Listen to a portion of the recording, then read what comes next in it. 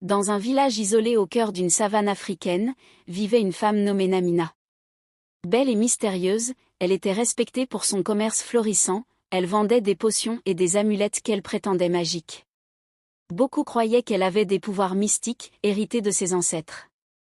Cependant, derrière son sourire éclatant et sa voix douce, Namina cachait un sombre secret. Depuis quelque temps, des disparitions inexplicables de nourrissons troublaient le village. Les parents pleuraient leur bébé perdu, tandis que Namina, étrangement, prospérait davantage. Son commerce s'étendait, attirant des clients de villages éloignés, ce qui intriguait certains, mais personne n'osait poser de questions directes. Une nuit, alors que la lune baignait le village d'une lueur glaciale, une jeune femme du village, Akina, aperçut une ombre glisser près des huttes. Curieuse et inquiète, elle suivit silencieusement la silhouette qui se dirigeait vers la maison de Namina. Ce qu'elle vit à travers une petite ouverture lui glaça le sang. Namina, entourée de bougies noires, chantait des incantations dans une langue ancienne. Devant elle, un autel était dressé, où reposaient des traces de sang et des objets étranges. Akina comprit alors que Namina était derrière les disparitions. Le lendemain, Akina raconta tout au chef du village. Mais celui-ci, impressionné par les richesses de Namina, refusa de la confronter. Elle apporte la prospérité au village, dit-il.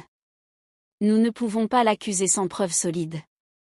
Cependant, Akina ne pouvait pas se taire. Elle s'adressa alors à des voyageurs nomades, connus pour leur sagesse et leur justice impitoyable, qui campaient à la lisière du village.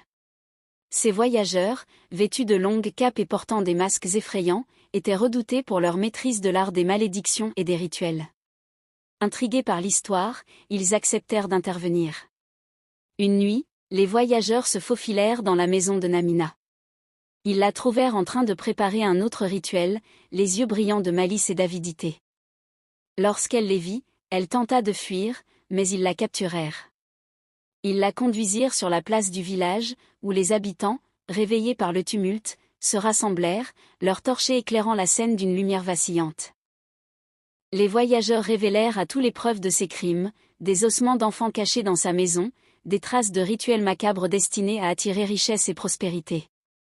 Namina, acculée, implora leur pitié, mais son visage se déforma d'un rictus terrifiant lorsqu'elle comprit qu'aucune prière ne la sauverait. Elle avoua finalement ses actes, elle sacrifiait les bébés pour nourrir un esprit avide en échange de la fortune. Les voyageurs décidèrent que justice serait rendue selon leur propre rite. Ils exécutèrent un rituel ancien pour sceller l'âme de Namina dans un masque en bois maudit, condamnant son esprit à errer éternellement, incapable de nuire de nouveau.